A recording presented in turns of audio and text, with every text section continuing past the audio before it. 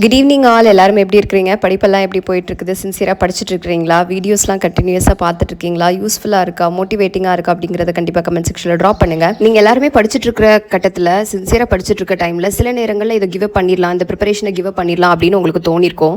ஆனாலும் நீங்கள் give up பண்ணாமல் உங்களுடைய ப்ரிப்பரேஷனை நீங்கள் கண்டினியூ பண்ணியிருப்பீங்க. எந்த ஒரு விஷயம் நீங்கள் வந்து உங்களுடைய ப்ரிப்பரேஷனை குவிட் பண்ணாமல் இப்போவும் கண்டினியூ பண்ணுறதுக்கு ஒரு காரணமாக இருக்குது அப்படிங்கிறத கண்டிப்பாக கமெண்ட் செக்ஷனில் ட்ராப் பண்ணுங்கள்.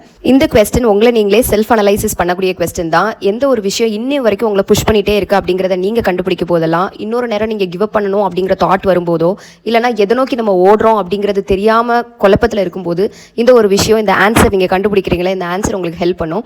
அதில் கண்டிப்பாக கமெண்ட் செக்ஷனில் ட்ராப் பண்ணுங்கள். இன்றைக்கான வீடியோ ரொம்ப குட்டியான வீடியோவாக தான் இருக்க போது. எக்ஸாம் டேட் வந்து டிலே ஆகிறத நான் எந்த மாதிரி அப்ரோச் பண்ணுறேன், நான் எந்த மாதிரி எடுத்துக்கிறேன், தமிழ் எலிஜிபிலிட்டி டெஸ்ட் நான் எப்போ ஸ்டார்ட் பண்ணலாம், ப்ரிப்பரேஷனுக்குள்ளதை எப்போ ஸ்டார்ட் பண்ணலாம்னு நினச்சிருக்கேன், அண்ட் கிளாஸஸ் எல்லாம் நான் எப்படி கவனிச்சுட்டு இருக்கிறேன், நான் வந்து என்னுடைய டே வந்து எப்படி கொண்டு போகிறேன், ஹெல்ல வந்து குறிப்பிட்ட நான் வந்து ஒரு ப்ரிப்பரேஷன் மெத்தட் இப்போதைக்கு எனக்கு சூட் ஆகிற மாதிரி கண்டுபிடிச்சிருக்கேன். அது என்ன அப்படிங்கிறதெல்லாம் ஷேர் பண்ண போகிறேன். நோட்டிஃபிகேஷன் மார்ச் மந்தில் ரிலீஸ் பண்ணுவாங்கன்னு சொல்லியிருந்தாங்க. ஆனால் இப்போ நோட்டிஃபிகேஷன் ரிலீஸ் பண்ணுற மாதிரி தெரியவே இல்லை. நிறைய அதர் யூடியூப் சேனல்ஸ் வந்து இப்போதைக்கு வராது, ரொம்ப மாதம் கழிச்சு தான் வரும், ஆஃப்டர் எலெக்ஷன்ஸ் வரும், எலெக்ஷனுக்கு அப்புறம் வந்து ஒரு கவர்மெண்ட் அவங்க ஃபார்ம் பண்ணதுக்கு அப்புறம் தான் நமக்கு வந்து நோட்டிஃபிகேஷன்ஸ் கொடுப்பாங்க, அப்படி இப்படின்னு மல்டிபிள் ஒப்பீனியன்ஸ் இருக்க தான் செய்யுது. எல்லாரும் மாதிரி நானும் ஒரு ஸ்டடி ஆஸ்பிரண்ட் அப்படிங்கிறதுனால எல்லா விஷயங்களும் வந்து ஏமாண்டிக்குள்ளேயே ஓட தான் செய்யும். ஆனால் எனக்கு ஒரே ஒரு விஷயம் தான் தோணும், இந்த நோட்டிஃபிகேஷன் வராத டைமில் எல்லாரும் அவங்களுடைய படிப்பை வந்து 1 மடங்குக்கு 2 மடங்காக போடுறவங்கள பார்த்து தான் எனக்கு பயமே வரும். வை? பிகாஸ் ரொம்ப சின்சியராக கண்டிப்பாக கவர்மெண்ட் ஜாப் வேணும்னு நினைக்கிறவங்க, அந்த போஸ்டிங் நம்ம எடுக்கணும் அப்படின்னு நினைக்கிறவங்க வந்து இதை கொஞ்சம் கூட லெத்தாஜிக்காக எடுக்கவே மாட்டாங்க. ஆல்ரெடி 2 ஹவர்ஸ் ப்ரிப்பேர் பண்ணுறாங்கன்னா அதில் எக்ஸ்ட்ரா 1 ஹவர் போட்டு 3 ஹவர்ஸ் ப்ரிப்பேர் பண்ணணும் அப்படின்னு தான் நினைப்பாங்க. இந்த டைமை வந்து ஒரு கோல்டன் டைம் மாதிரி யூஸ் பண்ணணும்னு தான் நினைப்பாங்க. ஸோ எனக்குமே அந்த மாதிரி ஒரு தாட் ப்ராசஸ் தான் இருக்குது. என்னால் எவ்வளோ முடிக்க முடியுதோ அவ்வளோ தூரத்துக்கு நான் டஃபஸ்டான சப்ஜெக்ட்ஸை முடிச்சு வைக்கிறது, நோட்ஸ் எல்லாம் எடுத்து முடிக்கிறது, கிளாஸஸை ரிப்பீட்டேட்டிவாக பார்க்குறது, டெஸ்ட் கொடுக்குறதெல்லாம் கம்ப்ளீட் பண்ணி முடிக்கிறது, இந்த மாதிரியோட மைண்ட் செட்டில் தான் வந்து நானும் இருக்கிறேன். ஒருவேளை நீங்கள் நோட்டிஃபிகேஷன் வந்தால் தான் நான் படிக்கிறதுக்கு உட்காரவே இல்லை, நோட்டிஃபிகேஷன் வரதுக்கு ரொம்ப நாள் ஆகும், பொறுமையாக படிச்சுக்கலாம் அப்படிங்கிற மாதிரி ஒரு சீரியஸ்னஸ் இல்லாமல் இருக்கீங்க அப்படின்னா கண்டிப்பாக இன்னைக்கு நீங்கள் ஸ்டார்ட் பண்ணுங்கள். எல்லாத்தையும் ரீசெட் பண்ணுங்கள். உங்கள் டேபிளை நீங்கள் ரீசெட் பண்ணுங்கள், உங்கள் மைண்ட் செட்டை நீங்கள் ரீசெட் பண்ணுங்கள். Sit in your study table. எதுக்கு எங்கே விட்டீங்க அப்படிங்கிறத ஒரு தடவை கண்டுபிடிச்சிட்டு நீங்கள் இப்போ எங்கேருந்து ஆரம்பிக்கணும் அப்படிங்கிறத ஸ்டார்ட் பண்ணுங்கள். சில நேரம் ஒரு யூனிட் முடிச்சிருப்பீங்க, பாதியில் விட்டுருப்பீங்க, 5 கிளாஸ் கவனிச்சிருப்பீங்க, 6வது கிளாஸ் கவனிக்காமல் இருந்திருப்பீங்க.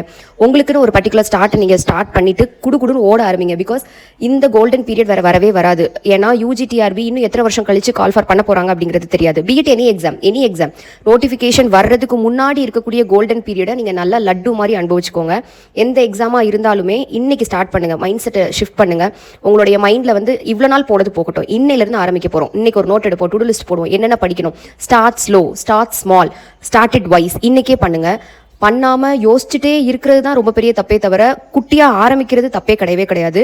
Even if you started from 1 hour, 1 மணி நேரம் நீங்கள் படிக்க ஆரம்பிச்சா கூட இட்ஸ் அ வின் கேம். என்றைக்குமே வந்து படிக்கிறவங்க கூடயே நீங்கள் ஒரு அட்டாச்மெண்ட்டில் இருந்துக்கோங்க. பிகாஸ் நல்லா படித்து நிறைய ஸ்கோர் பண்ணியிருக்க ஒருத்தவங்க வந்து என்றைக்குமே உங்களை வந்து நீங்கள் 1 மணி நேரம் தான் படிச்சியா, இதெல்லாம் படித்தா எப்படி பாஸ் ஆவ அப்படின்னு உங்களை என்றைக்குமே கிண்டல் பண்ண மாட்டாங்க. வை? பிகாஸ் அவங்களுக்கு தெரியும் ஒரு 1 மணி நேரம் ஸ்டடியில் கூட அவங்களால எவ்வளோ எஃபோர்ட் போட முடிஞ்சிருக்கும், 1 மணி நேரத்தில் எவ்வளோ ஒரு யூஸ்ஃபுல்லாக யூஸ் பண்ண முடிஞ்சிருக்கும் அப்படிங்கிறது தெரியும். அதனால முடிஞ்ச அளவுக்கு உங்களுடைய சர்க்கிள் ஆஃப் ஃப்ரெண்ட்ஸையுமே என்ன செய்யுங்க, இல்லைனா உங்களுக்கு கூட ஸ்டடி பார்ட்னரையுமே வந்து பக்கத்தில் வச்சு உங்களை நீங்கள் மோட்டிவேட் பண்ணுறதுக்கும் அவங்க கூட சேர்ந்து ஓடுறதுக்கும் அந்த புஷ் பவருக்காக நீங்கள் என்ன செய்யுங்க, ஒரு ஸ்டடி ஃப்ரெண்டோ ஒரு ஸ்டடி சர்க்கிள்லையோ இருந்துக்கோங்க. இஃப் நாட் இல்லை அப்படின்னா ஒன்றும் பிரச்சனை இல்லை, அவ்வளோ கான்டென்ட் இருக்குது யூடியூப்பில் உங்களை மோட்டிவேட் பண்ணுறதுக்கு. அண்ட் மறுபடியும் ஒன்று சொல்கிறேன், motivation is different from discipline. Motivation அப்படிங்கிறது ஒரு இமோஷன். எப்படி அழுக வருது, ஒரு விஷயம் திடீர்னு நடக்கும்போது ஒரு சிரிப்பு வருது, ஒரு அழுக வருதோ, அந்த மாதிரி படிக்கிறதுக்கு ஒரு ஸ்டார்டிங் பாயிண்ட் தான் மோட்டிவேஷனே தவிர, மோட்டிவேஷன் இருந்தால் மட்டும்தான் நீங்கள் படிப்பீங்க அப்படின்னா கண்டிப்பாக நம்ம சக்ஸஸ் பண்ண முடியாது. So identify the difference between motivation and discipline. இப்போ நீங்கள் கண்டினியூஸாக படிச்சுட்டே இருக்கிறீங்க, ஒரு 4th hour, ஒரு நாளைக்கு 8 மணி நேரம் படிக்கிற ஆளாக இருக்கிறீங்க, இல்லை ஒரு 4 மணி நேரம் படிச்சதுக்கப்புறம் கொஞ்சம் லோ ஆஃப் ஆகிற மாதிரி ஒரு ஃபீல் டவுன் ஆகுது அப்படின்னா நீங்கள் மோட்டிவேஷன் தேடுறதுக்கு வாய்ப்பு இருக்குது. Okay, that's good. நீங்கள் ஒரு பாட்டு கேட்கலாம், ஒரு ஸ்பீச் கேட்கலாம், இல்லைனா உங்களுக்கு பிடிச்ச மாதிரியான கோட்ஸை ரீட் பண்ணலாம். ஏதாவது ஒரு விஷயம் உங்களை மோட்டிவேட் பண்ணுது அப்படின்னா யூ கேன் டூ இட். ஆனால் நல்லா ஞாபகம் வச்சுக்கோங்க, நான் மோட்டிவேஷன் வந்தால் தான் நான் படிப்பேன் அப்படின்னு நீங்கள் நினச்சிங்கன்னா you are on the wrong track. You are on the very wrong track. Girls don't fall for this. ஏன் அப்படின்னா நான் சிரிச்சாதான் நான் படிக்க ஆரம்பிப்பேன், நான் அழுதாதான் நான் படிக்க ஆரம்பிப்பேன், நான் மோட்டிவேஷன் வந்தாதான் படிக்க ஆரம்பிப்பேன் அப்படிங்கிற மாதிரி இருக்கு நீங்க சொல்றது.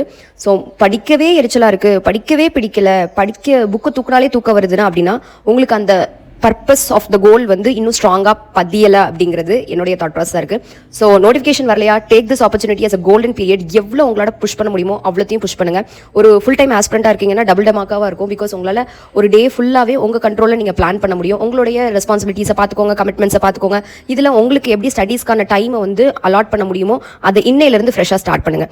உங்களால் முடியலன்னா வேறு யாரால் முடியும் அப்படிங்கிறத நான் உங்கள்கிட்ட கேட்குறேன். உங்களால் முடியலன்னா உண்மைக்குமே வேறு யாரால் முடிய போகுது? உங்களுக்கு அங்கே ஒரு சீட் இல்லை அப்படின்னா வேறு யாருக்கு அந்த சீட் இருக்கும்? உங்களால் படிக்க முடியலன்னா வேற யாரால படிக்க முடியும்? ஆல்ரெடி நம்ம எல்லாருமே டிகிரி ஹோல்டர்ஸ் இருக்கப்ப நமக்குன்னு ஏதோ ஒரு கேப்பபிலிட்டி இருக்க போய் தான் என்ன செய்யறோம், நம்ம டெட் பாஸ் பண்ணி அடுத்த எக்ஸாமுக்கு வந்திருக்கோம். அப்போ நம்மளால முடியலன்னா வேற யாரால முடியும் அப்படிங்கிறத மைண்ட் செட்டில் வச்சுக்கோங்க. டெட் தமிழ் எலிஜிபிலிட்டி டெஸ்ட் வந்து நான் எப்போ ப்ரிப்பேர் பண்ணலாம் இருக்கேன் அப்படின்னா நோட்டிஃபிகேஷன் வந்ததுக்கப்புறம். ஏன் நான் இதை மட்டும் நோட்டிஃபிகேஷன் வந்ததுக்கப்புறம் ப்ரிப்பேர் பண்ணலாம் இருக்கேன் அப்படின்னா, தமிழ் எலிஜிபிலிட்டி டெஸ்ட்டுக்கு நான் ஆல்ரெடி ஃபுல் புக்கை 2 times நான் ப்ரிப்பேர் பண்ணியிருக்கேன். ஒன்று வந்து பிஜிடிஆர்பி எக்ஸாமுக்காக ஃபுல் ஃப்ளெஜ்டாக ப்ரிப்பேர் பண்ணியிருக்கேன். இன்னொன்று வந்து டெட் எக்ஸாமுக்காக அந்த ஃபுல் இதையும் ப்ரிப்பேர் பண்ணியிருக்கேன். தமிழ் எலிஜிபிலிட்டி டெஸ்ட் வந்து ஃபுல்லாகவே நம்மளுடைய 10th புக்கை பேஸ் பண்ணி தான் இருக்கும். அது 7 தான் இருக்குது. அதில் கிராமர் நல்லா இம்பார்ட்டண்ட்டாக படிச்சுக்கணும். இது ஆல்ரெடி நமக்கு எல்லாருக்கும் தெரிஞ்ச விஷயம் தான். அதனால் நான் என்ன நினச்சிருக்கேன்னா, ஆல்ரெடி 2 டைம் படிச்சதுனால இப்போ எனக்கு இருக்கக்கூடிய ப்ரைம் டைம் எல்லாத்தையுமே நான் டிஃபிகல்ட்டான சப்ஜெக்ட்ஸ்க்கு ஒதுக்குறதுக்கும் அந்த ரொம்ப டிஃபிகல்ட்டான இருக்கக்கூடிய சப்ஜெக்ட்டை ரிவிஷன் பண்ணுறதுக்கும் தான் அந்த டைமை வந்து நான் வந்து யூஸ் பண்ணுறேன். ஸோ தமிழ் எலிஜிபிலிட்டி டெஸ்ட்டு நான் படிச்சிருக்கிறதுனால என்ன செய்கிறேன், நான் நோட்டிஃபிகேஷன் வந்ததுக்கப்புறம் அதை படிக்கலாம்னு நினச்சிருக்கேன். If you very new here, நீங்கள் எல்லாருமே தமிழ் 10th தமிழ் வந்து டெட்டுக்கு படிச்சிருப்பீங்க. அதனால் உங்களுக்கும் கொஞ்சம் ஸ்மூத்தாக டைம் எடுத்து அதுக்கப்புறமா ப்ரிப்பேர் பண்ணுங்கள். எது உங்களுக்கு கஷ்டமாக இருக்கும் அதை எக்ஸ்ட்ரா ஃபோக்கஸ் போட்டு ப்ரிப்பேர் பண்ணுங்கள். உங்களால் தமிழ் எலிஜிபிலிட்டி நோட்டிஃபிகேஷன் வந்ததுக்கப்புறம் அவசரமாக ப்ரிப்பேர் பண்ண முடியலன்னா நோ ப்ராப்ளம். கொஞ்சமாக ஒரு வாரமாக வச்சு கொஞ்சம் கிராமரை முடிங்க, கண்டிப்பாக நீங்கள் முடிச்சிடலாம். அடுத்து இப்போதைக்கு என்னுடைய ரொட்டீன் எப்படி போயிட்டு இருக்குன்னா, டெய்லி என்னோட கிளாஸை வந்து நான் ப்ரையராக முடிச்சிருவேன். நான் வந்து ரெக்கார்டட் கிளாஸ் தான் முடிஞ்ச அளவுக்கு பார்ப்பேன். என்னோட அகாடமியில் கிளாஸஸை நான் ப்ரையராக முடிச்சுட்டு என்னால் எக்ஸ்ட்ராவாக ஏதாவது ஒரு டிஃபிகல்ட் சப்ஜெக்ட் படிக்க முடிஞ்சிச்சுன்னா அந்த ஒரு சப்ஜெக்ட்டை நான் வந்து படிச்சுட்டு இருக்கிறேன்.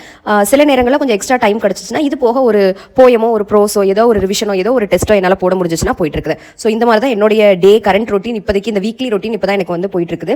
ஹெல் வந்து இப்போதைக்கு தான் படிக்கிறதுக்கு ஒரு புது ஸ்ட்ராட்டஜியை நான் கண்டுபிடிச்சிருக்கேன். ஒரு பர்டிகுலர் வீடியோ எடுத்து இதை ஸ்டார்ட் பண்ணேன். ஃபர்ஸ்ட் வந்து ஷேக்ஸ்பியர் தான் என்னோட ஃபோக்கஸாக இருந்தது. ஷேக்ஸ்பியரில் வந்து ஃபுல் கிளாஸுமே எனக்கு 2 hours ஓடும். ஸோ அதில் வந்து மெயினாக வந்து அதை எத்தனை பார்ட்ஸாக பிரிச்சிருக்காங்க, அதாவது கவிதை, அதுக்கப்புறம் நாடகம், அதுக்கடுத்து ப்ரோஸ் அப்படின்னு 3 பிரிச்சிருக்காங்கன்னா அந்த 3த்தையும் பிரிச்சுட்டு இதுக்கு கீழே எத்தனை ஆத்தர்ஸ் வராங்க, இதுக்கு கீழே எத்தனை ஆத்தர்ஸ் வராங்க அப்படின்னு சொல்லிட்டு ஒரு மைண்ட் மேப் மாதிரி பேசிக்காகவே நான் போட்டுக்கிட்டேன். அந்த மைண்ட் மேப்பை போட்டதுக்கு அப்புறம் வந்து ரொம்ப குழப்பாமல் இந்த ஆத்தர்னா இவங்களுக்கு கீழே இந்த புக்கு தான், இந்த ஆத்தர்னா இவங்களுக்கு கீழே இந்த புக்கு தான் அப்படின்னு சொல்லிட்டு ஒரு ஃபேரான வந்து நோட்ஸ் எடுத்துக்கிட்டேன். ஃபர்ஸ்ட் வந்து நான் கவனிக்கும் போது ஒரு ரஃப் நோட்ஸ் எடுத்ததுனால எனக்கு ஃபேர் நோட்ஸ் எடுக்கிறதுக்கு ஈஸியாக இருக்குது. இது வந்து எல்லாருக்கும் செட் ஆகுமா அப்படின்னு தெரியல. என்னுடைய நோட்ஸ் வந்து எனக்கு ஏற்ற மாதிரி தான் நான் எழுதியிருப்பேன். அதனால என்னால் நோட்ஸும் ஷேர் பண்ண முடியாது. வை பிகாஸ் சிலது வந்து நான் எனக்கு புரிஞ்ச மாதிரி எடுத்திருப்பேன். சில பாயிண்ட்ஸ் நான் விட்டு எழுதுறதுக்கு கூட வாய்ப்பு இருந்திருக்கு, சில பாயிண்ட்ஸ் அடிஷனலாக எழுதுறதுக்கு வாய்ப்பு இருந்திருக்கு. ஸோ என்றைக்குமே வந்து நோட் மேக்கிங்கை பொறுத்தளவில் உங்களுக்கு எப்படி புரிஞ்சிருக்கோ அதை நீங்கள் கண்டிப்பாக எடுங்க. கட்டாயம் டிஃபிகல்ட்டான சப்ஜெக்ட்ஸ்க்கு நோட்ஸ் எடுத்து படிக்கிறத வேஸ்ட்டுன்னு நினைக்கவே செய்யாதீங்க. டைம் ஆக தான் செய்யும். எனக்குமே ஒரு நோட்ஸ் எடுத்து முடிக்கிறதுக்கு ஒரு வீடியோ 2 hours பார்த்து முடிச்சுட்டு அதுக்கு நோட்ஸ் எடுத்து முடிக்கிறதுக்கு 5 to 6 hours ஆகும். ஆனால் நான் ஒரே சிட்டிங்கில் உட்காந்து நோட்ஸ் எடுக்க மாட்டேன், பிரித்து நோட்ஸ் எடுப்பேன். இப்போ ஃபார் எக்ஸாம்பிள் கவிதை அப்படின்னா கவிதையில் உள்ள என்ன ஆத்தர்ஸ்லாம் இருக்காங்களோ அவங்கெல்லாம் எழுதுவேன். அடுத்து ட்ராமானா ட்ராமாவில் உள்ளது எழுதுவேன். பிரிச்சு தான் நோட்ஸ் எடுக்கிறேன். கிளாஸ் கவனிக்கிறதுக்கு ஒரு நாள் போயிடுது, நோட்ஸ் எடுக்கிறதுக்கு ஒரு 2 to 3 நாள் போயிடுது. ஸோ சில சப்ஜெக்ட்ஸுக்கு குறிப்பிட்ட டெடிகேட்டட் பண்ணக்கூடிய டைம் கொஞ்சம் அதிகமாக தான் இருந்தாலும் நம்ம கொடுத்து தான் ஆகணும்.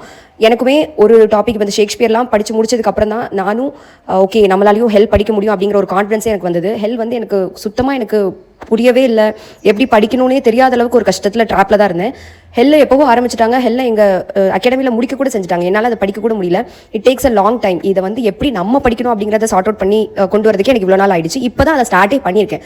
ஸோ ஒரு விஷயம் டிஃபிகல்ட்டாக இருந்துச்சுன்னா தயவு செய்து அதை விட்டுறாதீங்க. எல்லாருக்கும் படிக்கக்கூடிய டாபிக்லையோ சிலபஸ்லையோ கண்டிப்பாக ஒரு 3 to 4 யூனிட் கஷ்டமாக தான் இருக்கும், இன்க்ளூடிங் மீ. எனக்கும் அதே தான். உங்களுக்கு கஷ்டமாக இருக்குன்னா கண்டிப்பாக அது எனக்கும் கஷ்டமாக தான் இருக்கும். ஆனால் சார்ட் அவுட் பண்ணணும். Even if it takes time, என்னால் அதை படிக்க முடியாதுன்னு அந்த யூனிட்டை ஒதுக்காம அதுக்குன்னு டைம் கொடுக்கணும் அப்படின்னா டைம் கொடுத்து தான் ஆகணும். அதை ஸ்லோவாக தான் ப்ரிப்பேர் பண்ண முடியும்னா ஸ்லோவாக தான் ப்ரிப்பேர் பண்ணணும். அதுக்காக ஐயோ இவ்வளோ நேரம் ஆகுதே நம்மளால் படிக்க முடியாது, இதுக்காக இன்னொன்று எக்ஸ்ட்ரா ரொம்ப படிச்சிடலாம்னா அது தப்பான மைண்ட் செட் பண்ணாதீங்க.